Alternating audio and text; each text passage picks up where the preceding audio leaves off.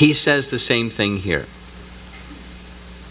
It was in text 10, now here it is in text 19.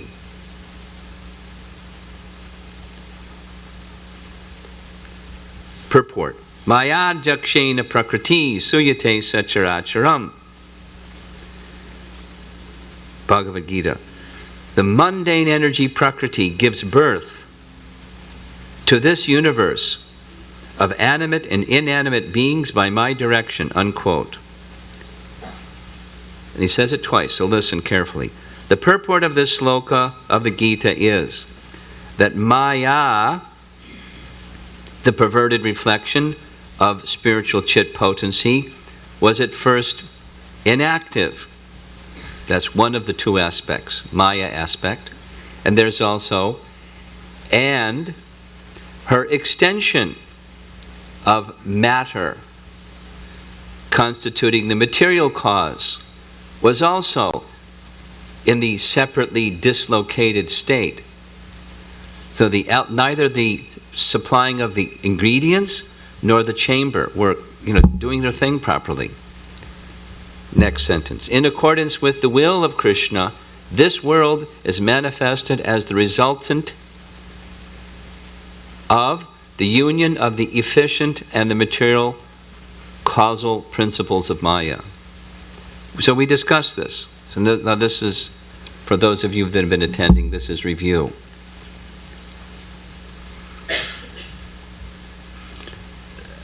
Material energy, material nature has two aspects. One is there's ingredients there, and there's also space or accommodating chamber for things to happen. And one is called the efficient cause, and the other is called the material cause, or nimitta maya and upadan maya, or pradhan maya and prakriti. So these two features were not in a state of cooperation. They're there. They were activated by the glance of Mahavishnu, and there's elements and they're clinging to these seeds of the universes, but they're not yet in a cooperative state. He calls it the non-application of the conglomerating principle. So,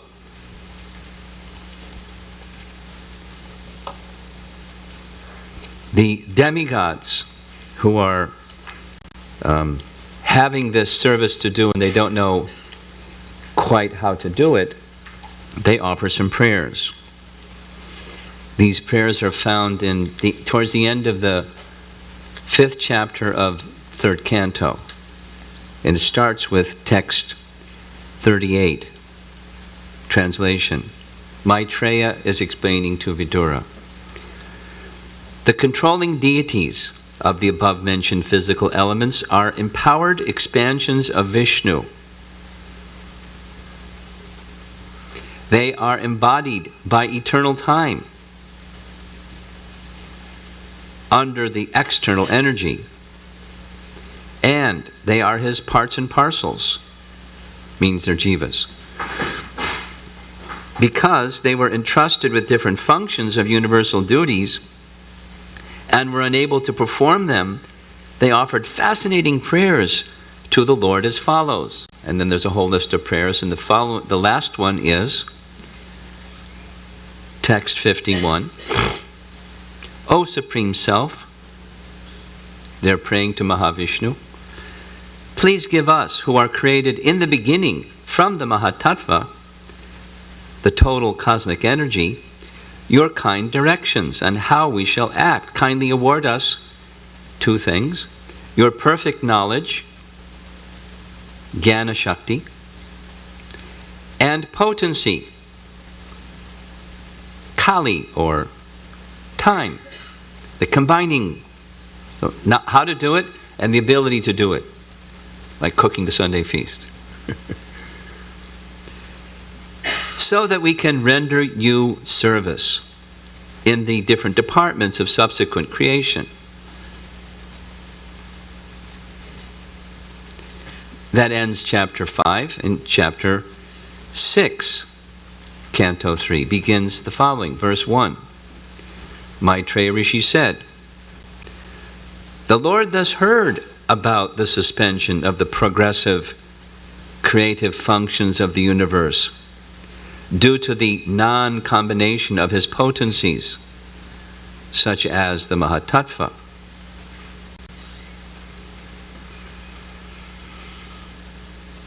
So what did he do? Text number 2. The Supreme Powerful Lord then simultaneously entered the 23 elements, that's Kshirodakshayi Vishnu entered within every atom, with the goddess Kali. Kali, his external energy. We'll hear about internal, external. We already talked about it. Functions this way or that way depending upon the circumstance. One energy depending upon the circumstance. Differently functioning. Prabhupada gives the example of electricity. It's one energy. But an electrician can take that one energy and make something hot, same energy, make something cold. One energy. Similarly, the Lord's energy can act in one way as Yogamaya or his spiritual chit potency, always engaging in relationship of loving exchange with the Supreme Lord, free from any taint of mundane inebriety. Same energy, depending upon function, can act in a different way. So that's what we're hearing. The Supreme Powerful Lord then simultaneously entered into the 23 elements with the goddess Kali, his external energy, who alone amalgamates all the different elements. So they came to a state of cooperation. They could perform their function. Prabhupada's purport. The ingredients of matter are counted as 23, and he lists them. All are combined together by the influence of time, and again are dissolved in the course of time. Time, therefore, is the energy of the Lord, and acts in her own way by the direction of the Lord. This energy, time, is called Kali, at least in this case. There's other ways of addressing, using that name Kali, the destructive, punishing force of material nature. But time destroys all things. This is the combining feature, and is represented by the dark, destructive goddess, generally worshipped by persons influenced by the mode of darkness or ignorance in the material existence. In the Vedic hymn, this process, that's the Purusha Sukta, is described as, and it gives the Sanskrit translation, the energy which acts as material nature in combination of the 23 ingredients is not the final source of creation. The Lord enters into the elements and applies his energy, called Kali. So Jiva Goswami comments on this verse in his commentary on Sri Brahma Samhita. Kali is called such because she combines. So the energy of combining, or the conglomerating principle. Kshirodakshayi Vishnu enters with his energy of combining, time, or Kali. Vijayadvaj Tirtha comments on this verse, saying that the controlling deities of the elements, they're the ones that offered the prayers, are not counted separately from the elements themselves because they're none different than the elements. With the elements come the deities of the elements. And he also explains that Kali is none other than Rama, the Lord's internal potency. But when she has a service to do in relation to matter, her shadow energy or her reflected energy or her transformed counterpart energy, Maya or Kali, acts. So there's the spiritual counterpart and the material counterpart. And here's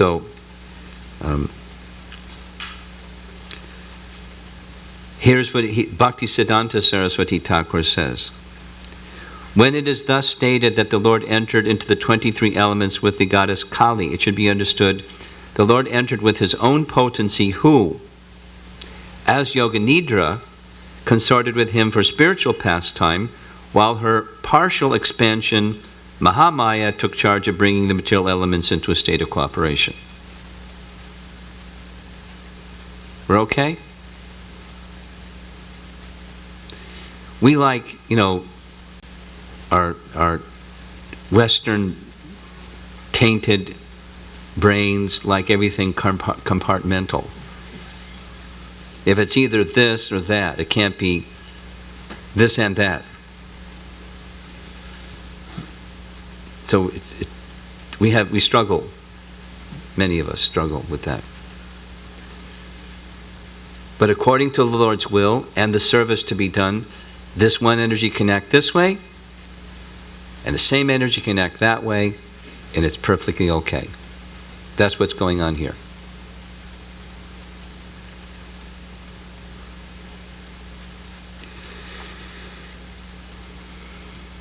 So now we have the elements combining, or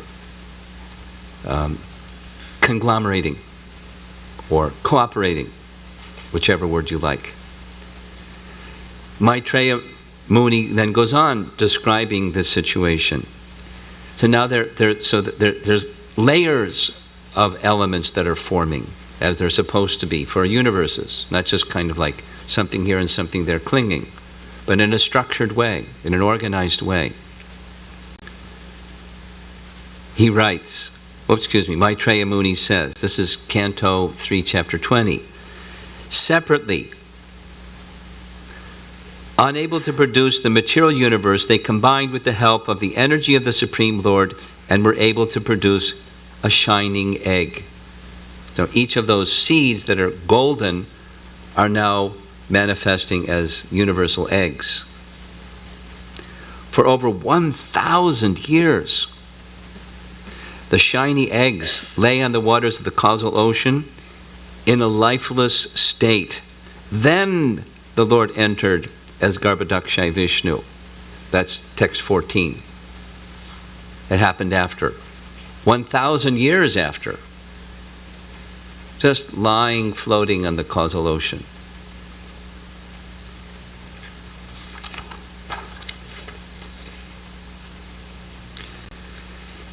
And then there's layers. So there's 7 layers. Brihad Bhagavatamrita describes there's 8 layers because the 8th layer is Pradhan. So the 7 layers, earth, water, fire, air, ether, ego, and Mahatattva. Those that have read Brihad Bhagavatamrita, or if you haven't, you can go read it. It's chapter 3 of the second part. It describes Gopakumar passing through those layers. And the first layer he comes to is a layer of earth. And the commentary by Sanatana Goswami says one might think it's like this really crusty, heavy, how do you get through that layer? But it's not. It's filled with opulence, and the presiding deity there is Bhumi, naturally. And the Lord that she worships is Lord Varaha. And when Gopakumar enters there, it's millions of times more opulent than anything he experienced, even in Brahmaloka. And in each layer, it's the same kind of language. It gets more opulence and more opulence. And just so. Bhumi invites him, please stay here as long as you like. It's very nice. but he keeps going. And then so the layers after layers, and those are presiding deity and a worshipable Lord, and presiding deity. So these presiding deities are now cooperating with the other presiding deities to do the Lord's will, to create layers for the universe. Because those elements are also going to provide some other function. We'll hear about that as we go along. But so now they're in a cooperative state. Jiva Goswami again describes, within this egg is the universal form of Lord Hari. Remember, Garbhodakshay Vishnu has not yet entered. This is Kshirodakshay Vishnu and the layers forming and the cooperation and the congealing and the conglomerating.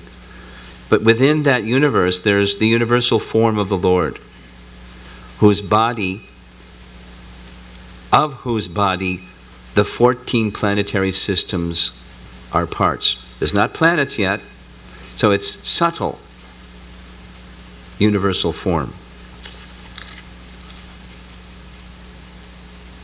Whew. We're ready for the next text.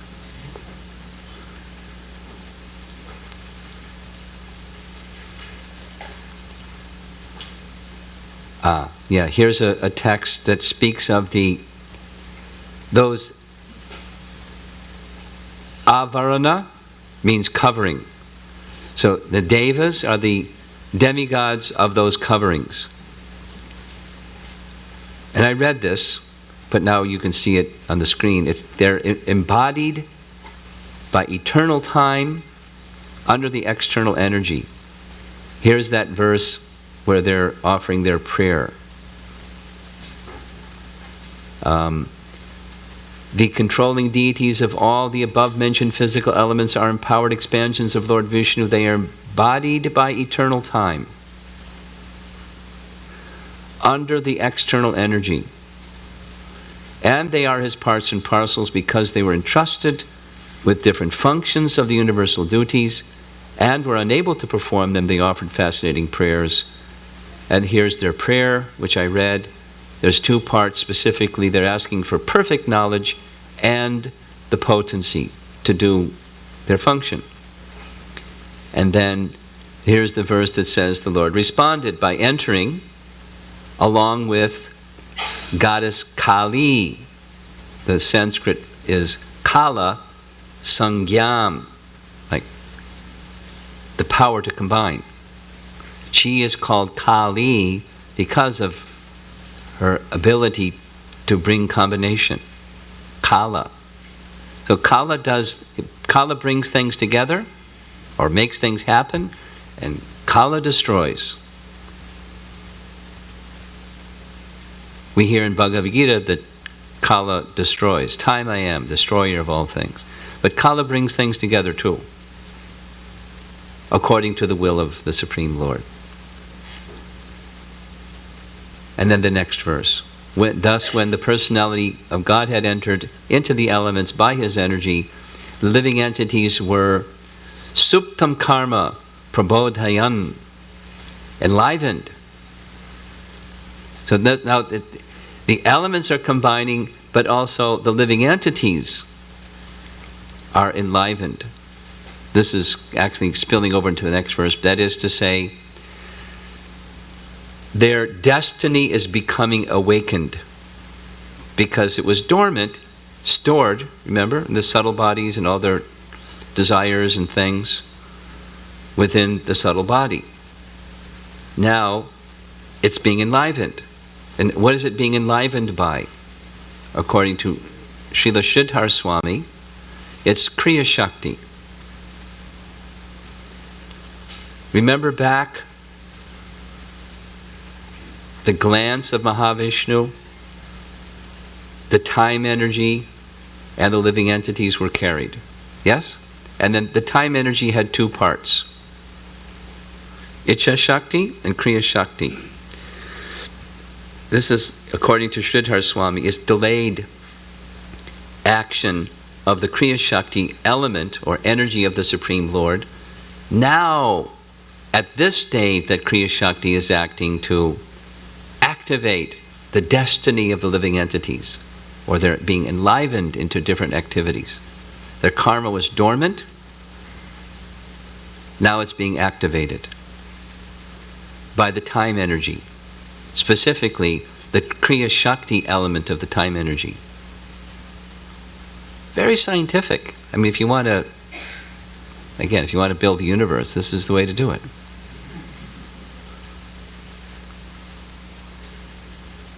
I don't even know how to, you get a cell phone, I don't know how to do more than 2 or 3 things. But the people that make them, they know how to do hundreds of things.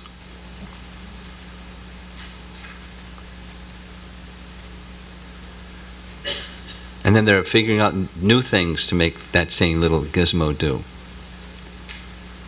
So, the demigods were given that knowledge and the ability, and so now they're performing their function. So here's text 20. Together we'll chant. Yojayitva tutanyeva pravishesha svayam guham pravishte tasminstu jivatma pratibhudyate. Translation. By conglomerating all those separate entities, that's the elements, he manifested the innumerable mundane universes and himself entered into the innermost recess of every extended conglomerate. This is text 14 now chronologically taking place. Okay? Garbhodakshaya Vishnu entering. At that time, those jivas who had lain dormant during the cataclysm were awakened. Now that was mentioned in the previous verse, but here it is now.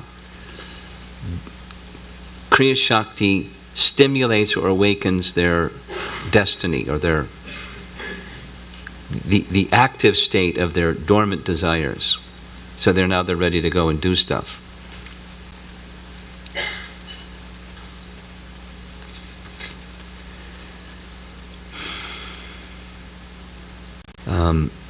We'll go back, tracing the living entities in their susupti, or deep sleep state within the body of Mahavishnu. They were cast by the glands of Mahavishnu into Pradhan, so they're in Pradhan. Now within mixing with the Mahatattva elements, so they're still there. As important, as Garbhodakshaya Vishnu expanded from Mahavishnu, enters within each universe, he carries with him a portion of those sum total, a universe's worth of living entities. And then another Garbhodakshaya Vishnu, another universe's worth of living entities. And all the living entities get divided up amongst the different universes. So now the living entities, are within the body of Mahavishnu, as they were within the body of Mahavishnu. And amongst them is Lord Brahma, within the body of Garbhodakshaya Vishnu. And with those living entities is their now activated karma. And what happens is the sum total, this is a preview, the sum total of their karma protrudes through his navel in the form of the bud of a lotus. The samasti karma, that's a lot of karma, comes out in the form of a lotus, and on top of that lotus is Lord Brahma. That's coming up, but he hasn't appeared yet. When the universes were separately manifested, floating on the causal ocean, these universal eggs, now with their shells or layers being formed properly, the universes themselves are described in the Bhagavatam as achetanam, unintelligent, ajivanam, not conscious, and niratmakam, lifeless. It's the universes. So Garbhodakshaya Vishnu has entered, but there's not activity yet. Still in a dormant state. Because Garbhodakshaya Vishnu has to enter, and when he enters, then it starts to become activated. So 2.5.34, I got ahead of myself, sorry, in that description. Thus all the universes remained thousands of eons. I don't know how long an eon is, but it's a long time. Thousands of long times, eons, within the water, the causal ocean. And the Lord of living beings entered each of them, causing them to become fully animated. So this unanimated state is before Garbhodakshaya Vishnu enters. Then they become animated. The presence of the Lord and his energy then start to do other things beside forming layers. The next sequence of creation starts to happen. Here's 3.6.3. We've read this, we're reading it again now. Maitreya explaining, when the Lord heard the prayers, he entered. Thus, when the personality of God had entered into the elements by his energy, all the living entities were enlivened into different activities, just as one is engaged in his work after waking up from sleep. So sleep is like death, Prabhupada would say. You're inactive. And susupti is even deeper sleep. And when that susupti state is awakened, then one just resumes activities, like you do when you wake up. Oh, I'm Mr. So-and-so, and it's time to go to the office and do my, or go to the temple room and do my japa, or whatever, you people think they're supposed to do, according to what they did when they were awake the previous day. They wake up, oh, now I'm supposed to do this. That's me. It just resumes. Every individual soul, Prabhupada explains, remains unconscious after the dissolution of the creation, and thus enters into the Lord. These individual entities are conditioned souls everlastingly. But in each and every material creation, they are given a chance to liberate themselves and become freed souls. That's the purpose, Mahavishnu's compassionate purpose. The unconscious sleeping state of the living entity just after the partial or total dissolution of the creation is wrongly accepted as the final stage of life by some less intelligent persons, like Professor Kotovsky. After death, Swamiji, everything is finished.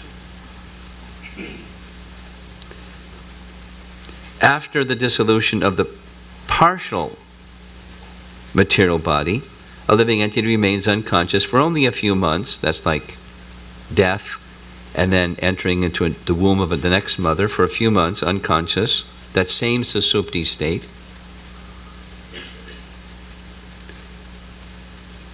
And after the total dissolution of the material creation, he remains unconscious for many millions of years. But when the creation is again revived, he is awakened to his work by the Lord. So this awakening, again, is, Sridhar Swami says, is the Lord's Kriya Shakti that was there from the time of the Lord's glance.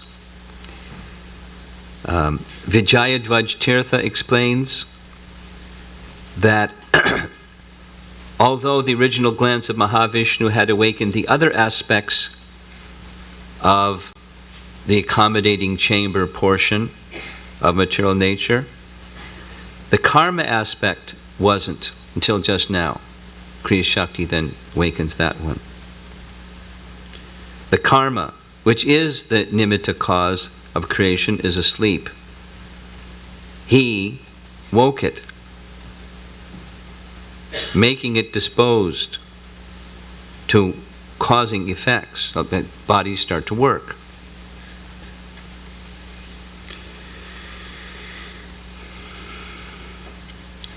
And one other message here is there's indication of the universal form. And this is, it's really important. If you want to have a universe, you've got to have a universal form. And the universal form is in its subtle state even before Garbhodakshayi Vishnu enters. When Garbhodakshayi Vishnu enters, before there's a universe, it's within Garbhodakshayi Vishnu. And Lord Brahma, because of the sophistication and complexity of what he is supposed to do, our acharyas consistently describe that Lord Brahma carries within him that subtle impression of the universal form also. Because otherwise, how is he supposed to do what he's supposed to do? Like Prabhupada says, let the scientist make one mosquito. A little thing. But a mosquito that can fly this way, that way, the other way, or any direction, at any moment. And it can reproduce itself. Let them make one mosquito. But Brahma makes lots of mosquitoes. And lots of other entities, species of life. And how does he do it? He's got to have a plan. The plan comes from the universal form. He takes the impression. It's described every morning when he gets up in the morning. He takes the impression of the universal form, so he knows how to reconstruct the universe that was partially dissolved. And he does the whole thing at the beginning of his life. The universal form. So here's some, there's so many scriptural evidences that say what I just said. I'll just read some of them. Brahma is taken to be non-different from the universe and the universal form, since Brahma represents the conglomerate desires of all jivas. Brahma has to make bodies in all species of life, and even within one species, just say human species, bodies that accommodate the desires and the karma of all those souls that are going to become humans, and all the souls are going to become other forms of life. He has to have that information. That's a lot of information. He's got a big hard drive. And has huge capacity. How many gigabytes of information does Brahma have the capacity for?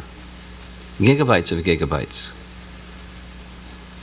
So that information is accessible to him because of the super importance of his service. He knows the conglomerate desires of all living entities and how to provide the instrument for trying to act upon those desires. Whew.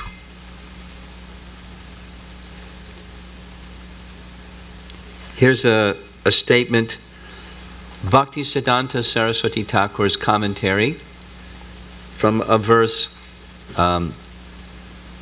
the Navyogendras speaking with King Nimi. It's 11th canto, chapter 3.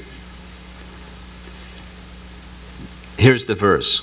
Then, Vairaja Brahma, the soul of the universe, gives up his universal body, O king, and enters into the subtle, unmanifested nature like a fire that has run out of fuel. What does that mean?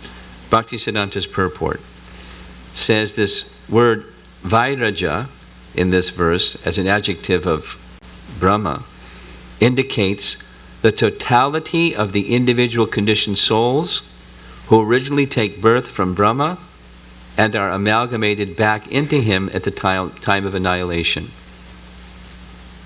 He's got a big service. So he has some special capacities that we can't even conceive of. All of their karma is known by him. All of their desires is known by him. How to fulfill all those desires is what the impression that he gets from the universal form. Another reference, very important one, from, I recommend you write this down and look it up later. It's 3:8:15. The verse is referring to Brahma's appearance on the top of the lotus flower, which is from the lotus stem, which comes from the navel of Garbhodakshayi Vishnu. But the reference here is specific to the universal form. Prabhupada writes in his purport, from this description, we have the conception of three. Brahma is the gross Virat form, or the lotus, or the universe of 14 planetary systems. The lotus flower upon which Brahma appears is where the universe is held within the stem of the lotus, and that lotus flower and the universal form within it are non-different than Lord Brahma. He has the full capacity to access that. And then there's the subtle Hiranyagarbha, or the universal form, consisting of the subtle bodies of all living entities. So they're within the body of Mahavishnu, and that's we heard he produces this Hiranyagarbha. Yes? That's another aspect of Lord Brahma. Very, very complex. Don't ask me to explain it. And the material creative four-headed Brahma. So each universe, at least in our universe, the four-headed Brahma. So that's one of them. That's the one we're most familiar with. But there's two others, the lotus and the universal form. Prabhupada is stating, Lord Brahma is all three of them. We're used to, I'll say it again, we're used to thinking of the creator, the four-headed Lord Brahma. In fact, he's the one who's speaking this Brahma Samhita. But in the Bhagavatam 3:8-15, Prabhupada is remarking that there's other conceptions of him also, and they're simultaneously him. The stem, because it's the sum total of all the karma of all living entities, and the flower on top. So he appears on top of the flower because he's got to provide, he's the creator, he's got to provide the fulfillment of the karmas of all those living entities. He's got to create the secondary creation. He has to have that information. And the universal form itself, or specifically the subtle Hiranyagarbha. Last, HH Swami discusses this point. The Purusha incarnate, here's his statement. The Purusha incarnation, lying on the causal ocean, is called the original Purusha of the material creation, and in his Virat form, the universal form, in whom all planets and their inhabitants live, he has many thousands of legs and hands. Prabhupada explains. That's a verse from the Bhagavatam 3:7-22, Prabhupada's purport. The first Purusha is Karnadakshayi Vishnu, Mahavishnu. The second Purusha is Garbhadakshayi Vishnu. And third Purusha is Shiradakshayi Vishnu, in whom is contemplated the Virat Purusha, the gigantic form in which all the planets, with their different developments and inhabitants, are floating. We don't have planets yet, but the Virat Purusha is there in its subtle feature within the Lord. HH Swami's commentary. What is described here is the form of he who entered. That's Vishnu, entered. The Virat is one of his particular aspects. This indicates that both Garbhadakshayi Vishnu and Brahma accepted this form. The idea is Brahma has a big service. He has powers, he has capacities, he has honorific access to things that Vishnu has access to because of the intimate and important and very complex and very sophisticated service he has to do. So he is accepted in this very, very special way. Our acharyas are consistently commenting. So the universal form is the form of the Supreme Lord in the universe. It's also accepted by our acharyas as Brahma himself.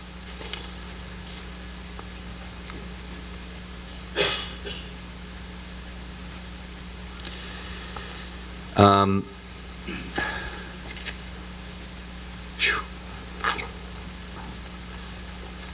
Brahma hasn't even appeared yet from the body of Garbhodaksha Vishnu. That's coming up this evening. So, text 21, and we're done. So just covering these three texts. What happened here?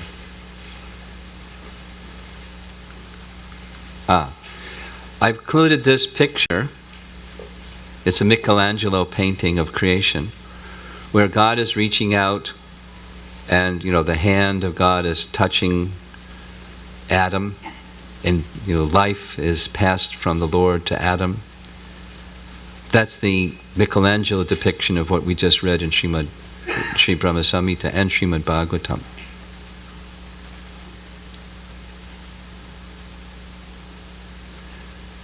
This is a little more scientific, a little more complex, but the essence is the same. Without the touch of the Supreme Lord, there's no life. So Garbhodaksha Vishnu's entering, and with him his energy, Kali, or the power to combine, makes all these things happen. And then the living entity's karma is awakened by his Kriya Shakti. And life as we know it begins. Almost, because Brahma puts all of this together. Okay, so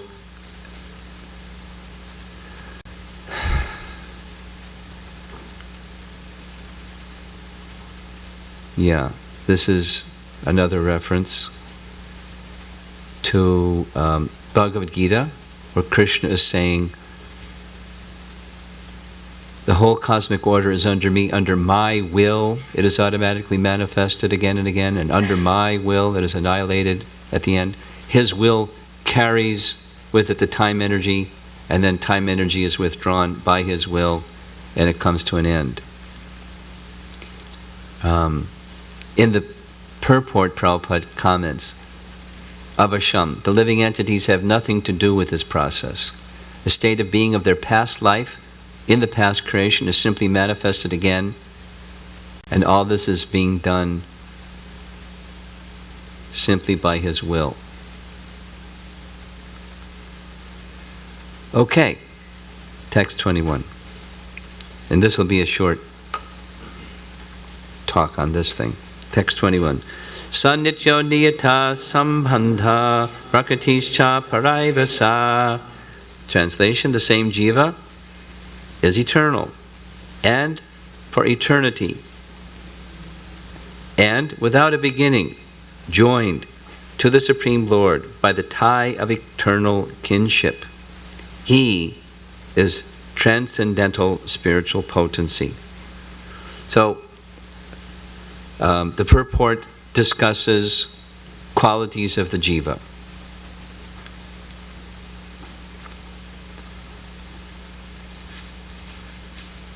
All of these things are being done so that the jivas have a place to act in devotion, rekindle their ultimate happiness potential,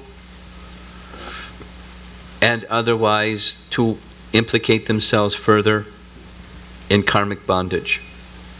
But they're actual spiritual entities, this verse is saying, that have an eternal kinship with Krishna, a kinship of loving service.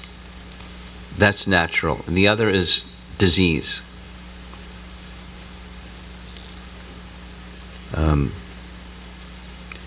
In the purport, Bhaktisiddhanta says several things, and I'll just mention them and we're done.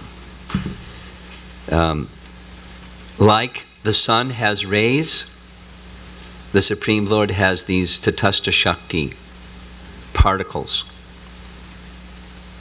Where there's this question, is light a wave or a particle?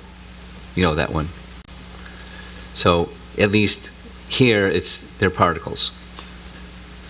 Tiny, infinitesimally tiny particles of the Lord's within the Lord's effulgence. They exhibit on a minute scale his qualities. They're quantitatively tiny, qualitatively the same as the Supreme. They have a relationship where he's the master and they're the servant.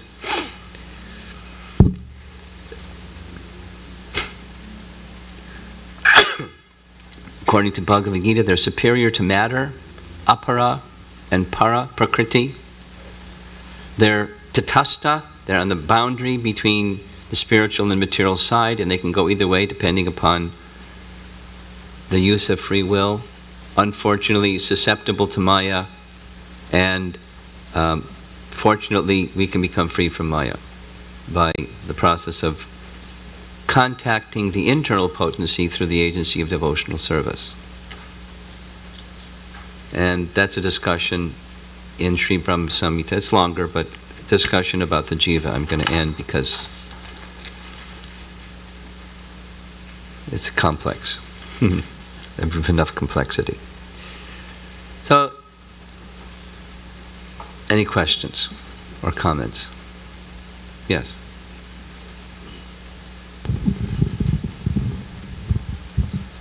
So, Maharaj, the seeds that are emanating from Mahavishnu, are they like the empty shells?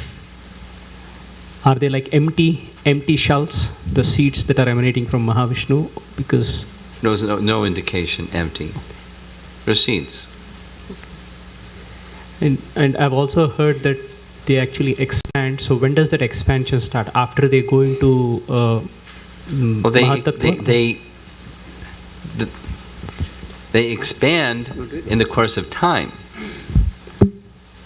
and they contract in the course of time through the action of time energy.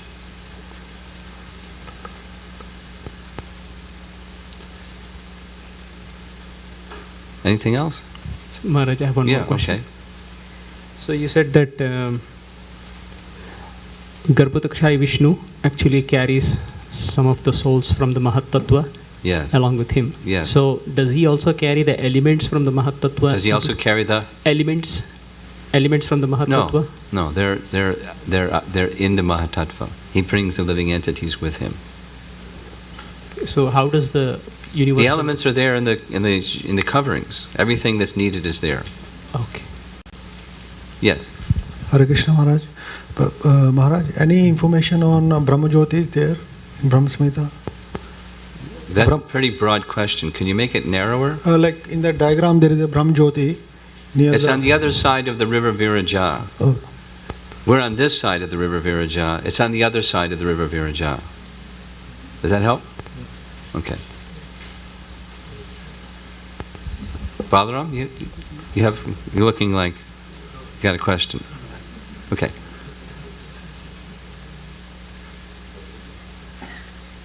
Yes.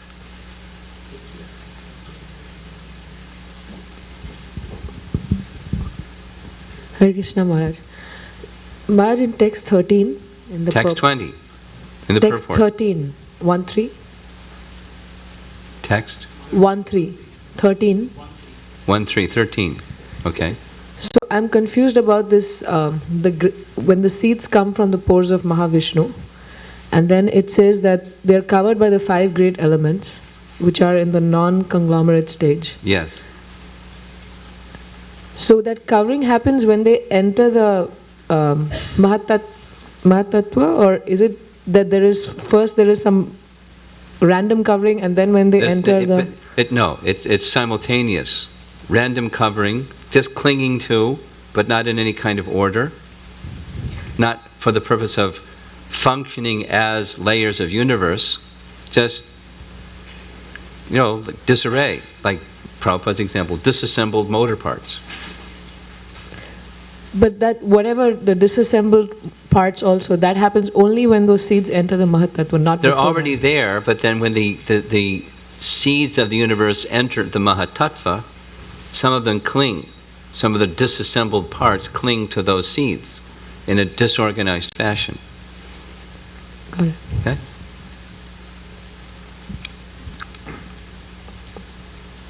Online, anything? Okay. Are we done?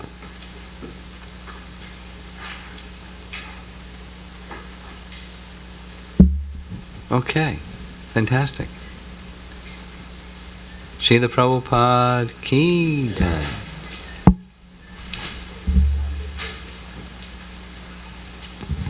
Hare Krishna. So we'll resume at 7:30 this evening. Thank you.